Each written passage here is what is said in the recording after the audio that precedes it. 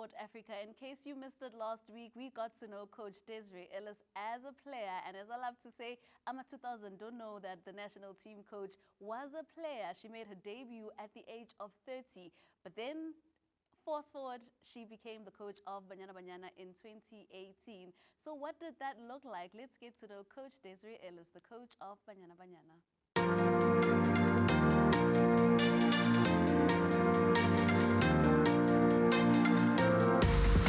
So we continue with episode 2 with Coach Desiree Ellis, and we are entering the phase of coaching.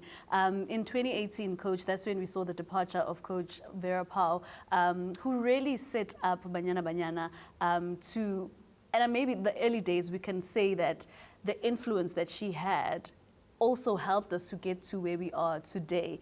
But you chosen now as the interim coach of the national team, another huge milestone in your career. Look, before I even go there, I think we mustn't forget Joseph Mkonza. I think he's the first coach that took us to a global event. It was London 2012. Then Coach Vera came along in 2014. We obviously went to Namibia. I remember us losing in the semi-finals to Nigeria, and then that third place playoff was something you'll never forget, because we had so many opportunities and eventually didn't go to the World Cup. Yeah. And then we started preparing for 2016, which was the Olympics, and we had a very long camp. Players got off weekends, etc. And then Coach Vera left after the Olympics, and I was appointed as the acting coach with Maud as in the Maud Komalo, who's the under-20 coach now, as the assistant coach, and Cheryl Portis as the technical advisor. She's currently in Uganda. And I think our first game, we won our first game, and then we got off to the WAFCON in 2016. And prior to that, we played Zimbabwe in a friendly and got them at the WAFCON, drew with them. I eventually got to the semi-finals, but lost that as well. I think we also played Nigeria in 2016 at the WAFCON. I think we played them many times in the semi-finals, and then lost to Ghana in the third and fourth place playoff. And then I continue with the job as an acting coach, you know. And then 2017, we go to Reunion, play France, and then the 2017 COSAFA Cup happens. And we win that one after being 3-0 down. So that was your first silverware as the interim coach? Yes, so we win that one after being down 3-0 in the semi-finals. I don't know, must be divine intervention, because in 8 minutes we'd equalized and won on a penalty shootout, and then played Zimbabwe in the final. And the coach on that day played against me in 2002. Wow. So by winning the COSAFA Cup, I became the first South African to win it as a player and a coach. And then fast forward a couple of months later, I get a call. I must come see them at the office. I'm flying up to help Shalene Pack, because now she's taking a sabbatical, going to work with Coach Vera at Houston Dash, and I get appointed as the head coach. Sure.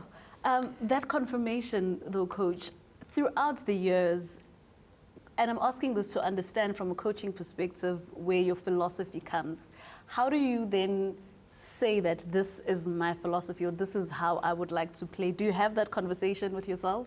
I do, because back in the day, we used to run a lot. When they put down that cones, one day the coach put down the cones, and I said, I'm not running today.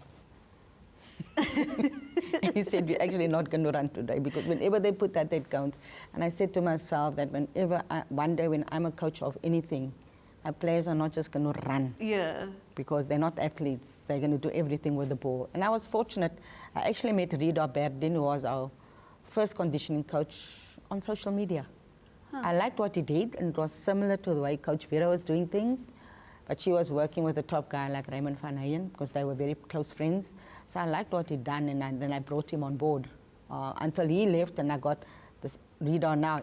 He's similar. Yeah. It's football conditioning, as they call it. You know, not doing anything, a lot of things without the ball. I think from where I come from, I was taught to play football. You know, and when you look at the country itself, we're not blessed with very tall players. Mm-hmm. So our strength is to keep the ball on the ground. Our strength is to move the ball around. Our strength is to use the speed of the players. So as much as we possession team, we also a transitional team, because once we break, we have the likes of Tembi, we have the likes of Hilde, etc., that can go forward. So, but our main aim is to try and play, and teams try to stop us from playing, you know, but we have to find means and ways of working around that. And that's what we do with the analysis part. So, like they say, the South African, whether you want to call it the South African way of playing, Yes. that is what we try and do, because that is who we are, you know. And Coach, that comes with a lot of debates around the South African way, and then having an international person come and coach. It's a struggle across the board in the women's and the men's game, and that's why South Africans will then say we need a local coach that understands how we're playing. Actually, Coach Vera didn't try to change anything. I think where she started was in defense, because if you don't have a defensive structure, you cannot do anything else. We never got round in Coach Vera's era to work on the final third. Yeah. But I think what she put in place defensively has held us in good stead over the years. You know, we're starting to work on the final third, and you know, that was one of the topics against Algeria. We were just working on final third, on nothing else, because we'd worked on our build-ups, we'd worked on our pressing, all of that we've worked on before. So that camp was just based on that. So we never got around to working, because a structure is just there. A structure doesn't tell you how to play, Yeah. but a structure has to be there, because without the structure you've got nothing, because then you have a free-for-all. So the structure is there, but it doesn't tell you how to play. It doesn't restrict you from playing, which we don't do. And players were never restricted in the way where they would do things when Coach Vera was there. It was just that structure. You know, and we allow players to express themselves. And maybe the European coaches that do come don't want to see that expression, but there's a limit to the expression, of course. Yes. But we allow that because that's who we are. And Coach, now we go to these AFCONs. I think it was 5 AFCONs that Banyana Banyana played. It's almost like the story with cricket, where we're just going to the semi-finals, becoming the bridesmaids. I want to talk about that era of being the bridesmaids in the AFCON. How frustrating was it for you as a coach? In 2000, I went as a player back here at home. Very frustrating at that time. I've seen us go to a couple of finals. In 2018 was the final that I was with as a coach, and we probably played the best football of the whole tournament. Yeah. But we didn't win it. We lost on a penalty shootout. 2020 was cancelled. 2022 we go back. We look at 2018, we look at the 2019 World Cup, and we say to ourselves, how are we going to win this? We had a very good preparation in 2018, and we had very good preparation in 2022. Because I remember the league hadn't started, but we had very good preparation. And the squad we selected, there were many that were not happy, but we knew that we selected the squad, you know. And then we also have COVID in camp. Yes. And that's before the last group match. And now we have to manage that, and with players sharing with others, they also isolated. And it was probably our best training session, because I reminded the players why they're here. We win that game, you know, and then we go to the quarterfinals. But the connection was there. We had a mental coach working with us, which was really good at the time, and you could feel that the players, you know, players were together. And we then get to this moment where we're now in the semi-final. We didn't really play that well. I don't know if it was the nerves or. But Zambia played well in the first half, and we then came back and we got that penalty. Actual fact, should have got one. It was VAR and was turned around, and then we got one that VAR gave us. So we're quite connected to VAR. Talking about the 2019 World Cup as well. It's there in the game. There's nothing you can do, and then we get to the final, and then all of a sudden.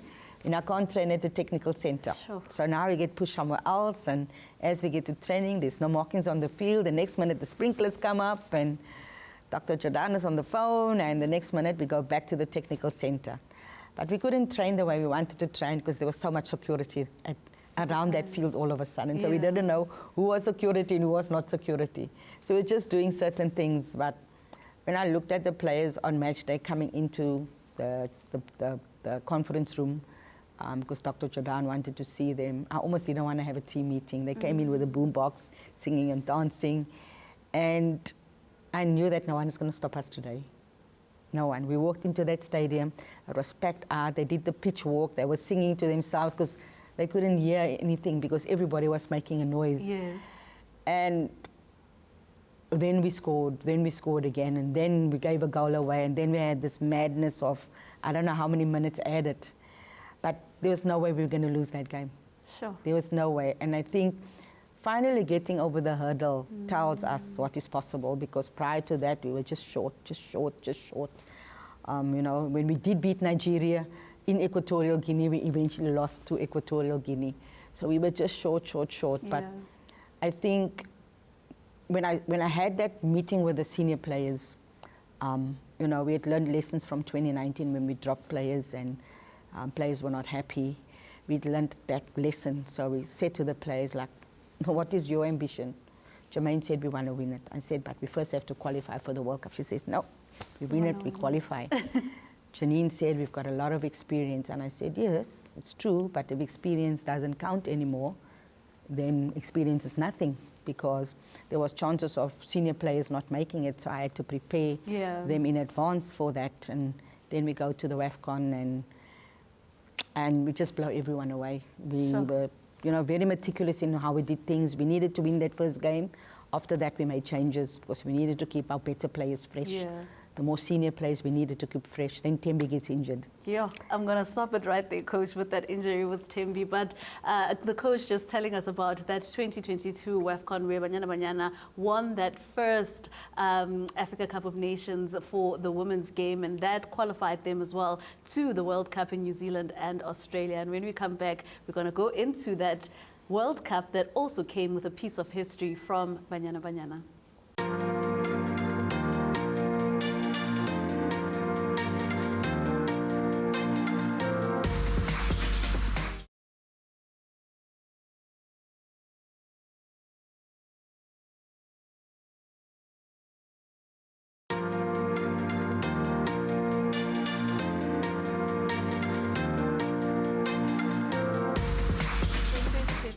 Banyana Banyana come back from the Women's Africa Cup of Nations with that trophy. Finally, it happens. And then, Coach, it qualifies you for that World Cup down under. And it wasn't an easy one, but at the same time, groundbreaking for the team. Yeah, we wanted to go back because in 2019, I don't think people saw our true quality and our true worth. If you look at the first game, we probably could have won it if we scored that second goal. So we wanted to go back. We were in really good shape, a lot of challenges beforehand. Tough challenges beforehand, but we never went there to make up the numbers like some people thought. We went there to really compete, and gutted when we didn't get the result in the first game.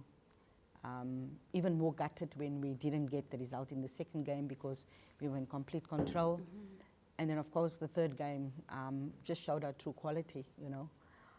Getting to have that extra minutes added on, but it was such a magnificent performance. And Andile came in and, you know, showing a jersey for the last 16. I think we left the stadium very late. We even sang there while the Italians were in the bus. Yes. And then we go from contrast cold to very hot in Australia. And probably should have won that game. The goalkeeper gets player of the match. We have so many chances. Then Bambanani gets injured. Jermaine gets injured. The field we had gotten injured before that. Tembi was out, as you were saying before the break. No, Tembi was out at the WAFCON. Okay. At the WAFCON, yeah. And then what happened was we eventually lost to the Netherlands, and we were on our way back, but created history, the first senior national team, you know, to go to the round of 16, and we could have probably have gone further. And I think we'd be kicking ourselves because if you look at that World Cup, you couldn't predict an outcome. Japan had beaten Spain 4-0 in the group stage match, and Spain goes on to win the World Cup. We probably, and people are going to think I'm mad, but we probably had a chance because the results was like anybody could beat anybody on the day, and you beaten Netherlands, you get another game to go, and you know, and so on. So it wasn't even predicted that you know, a team like England or Spain would get to the final. Yeah. The favourite USA didn't make it. You know, Netherlands didn't make it. You know, Brazil didn't make it. So it was there for the taking. We'd probably be kicking ourselves that we could have gone further in the tournament. But one of the biggest shockers, I imagine, on the ground as well, Coach, was that here's this country from the African continent without a professional women's league. And I mean, you compare it to other countries, your Spains and your Englands, that have had professional leagues for some time, and you get on that stage and you perform in that manner. I think the mere fact that we went back was the mere fact that players now had an opportunity to say, this is not the true South African team that you saw in 2019. This is who we are. You know, they've worked really, really hard in camp, worked really hard behind the scenes to get in the shape that they were in. And our analysis was spot on. We had, Sipo doing opposition analysis. I remember the Sweden game, talking about 87 odd corners. This is how they take it. We knew. And for 12 corners, we defended. That 13th one was the one that got us. But it showed the quality that we had. Tembi coming back from a year out of injury and frightening everyone at the World Cup. I think we were so organized. But I think losing the Philway Johnny, against Argentina really set us back, even though we had players that could step up like Bongeka, but you're still losing a quality player that would have supplemented that. And I think we truly showed what we were capable of at the World Cup. And some of the differences, Coach, with your playing times and now is the number of players that we also have. You mentioned Yorifile Jani, who's played in Italy, Tembi, who's also traveled the world. We've got a number of players in Mexico. How much of a difference does that make, and a game changer does it become? A big game changer. It was proven in the Aisha Buhari Cup. We hadn't seen players for 2 years, and now we had all these players playing abroad, and when they came back, they gave us what the Nigerian players that went abroad gave. And I had a conversation with the journalist. He said that was the difference. But I just wanted to see what impact they would have on our team. And I think we saw the impact at that time at the Aisha Buhari Cup, which I knew then we were ready for 2022. And getting that experience of playing abroad, it's second to none. You train every day at a high level. You play every week at a high level. There's not this gap that you have to make up. The gap is a bit smaller. Yeah. Now, from there to there, you have to close the gap from league football to international football. But I must take my hat off to the local players too, who's not having a league, the work that they put in behind the scenes to make up that gap, it's amazing. But I think varsity football bridges that gap a little, because the game is the teacher, so the more you play, the better you become, the more you challenge yourself. But to be honest, the Hollywood Bets League, it's there, but it's got to get better. It's got to get better indeed. The coach then handing South Africa that 2022 WAFCON title and a place in the round of 16 at the Women's World Cup Down Under. But the coach also has her own milestones as the coach of the year on the continent, just to mention one of them. After the break, we get to talk about those milestones.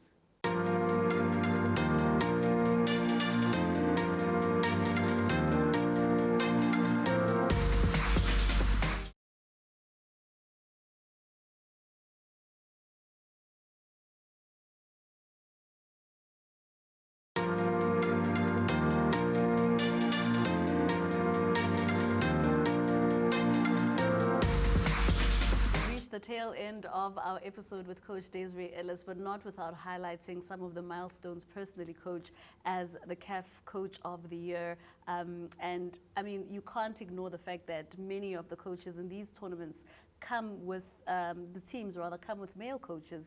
And here you are in the midst of coaches that have all the experience and, of course, the gender on their side as well. Laureate Sports Awards Ambassador, Order of Ikamanga, just to mention a few of these milestones. What is your personal relationship with this kind of success? For me, you speak about all the other coaches that come with a lot of experience. The Moroccan coach had won the Champions League so many times with his clubs, but I work with a fantastic group of people. I think that's a huge difference. They put so much work in behind the scenes. They're not full-time, but they put so much work in, because the analysis, when you look back, it's always spot on. The conditioning coach work off camp, getting players in a good shape, because some clubs don't have the resources and they have to really put in the work off camp. Yeah. Myself and Coach Tina talk on a regular basis of who comes into camp and what we're going to do, etc. So all of those technical members, they play a huge role, because they're the silent assassins. I call them the silent assassins behind the team. And nobody sees that work. They just see the players go onto the pitch and here's the game plan, and the players have got to execute the game plan, but they come up with the game plan. So for me, when I stand up there for that award, it's not just mine, it belongs to them, but more importantly, it belongs to the coaches out there, because they work with the players 24/7. We don't have this professional league where we just can pluck a player and just put them in there. We have players playing amateur football, players studying, players working. So we have to help where we can. I think with all of that put together, the successes are there for everyone. But for me, success is not the trophies. Success is when that player gets a varsity degree, when that player gets a contract abroad, when that player tells you that, and I'm going to get emotional again, I've saved 95,000 Rand for bricks to build on at home. That for me is success, because that's a difference that you want to make. The trophies, the championships, I think that is bonuses because of the work you put in. So for me, the successes is all those small little things that might mean nothing to somebody but mean something to everybody else. Yeah. And I think our female players have shown that they're not going to buy 2 or 3 cars. They're going to make sure that everything's okay at home. They're going to build on at home. They're going to buy houses they're going to buy flats, etc. Because when we're all done playing, where do we go? We go home. Yeah. We go home. So they make sure that everybody's okay around them. We all do that. I live in Cape Town, but I have to sort out my mother them I live in Joburg. I have to sort my mother them out in Cape Town. I think we all do that. And that's why we love the game so much, because it allows us, it gives us that opportunity to be able to change things, to be able to change lives. And for me, I think that is the most important thing. And Coach, now looking at the era that we're going into where Banyana Banyana is concerned, we have your younger players. I mean, you've just come from those 2 international friendlies with Algeria when Tabiseng Majia put her hand up to say, don't panic. We know up front it gets a little tense because we're thinking, where's Tembi, where's Tembi? But Tabiseng played so well. I want to talk about that era that we're coming into now and just these players as well. Credits to the Hollywood Super League that are coming up and showing that they too can play for the national team. I think it's very exciting times for us.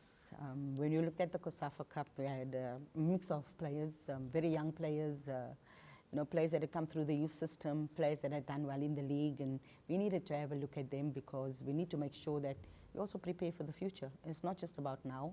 And I think we've done that consistently over a period of time where we've brought in newer, younger players on a regular basis to make sure that not the team doesn't die when everybody retires.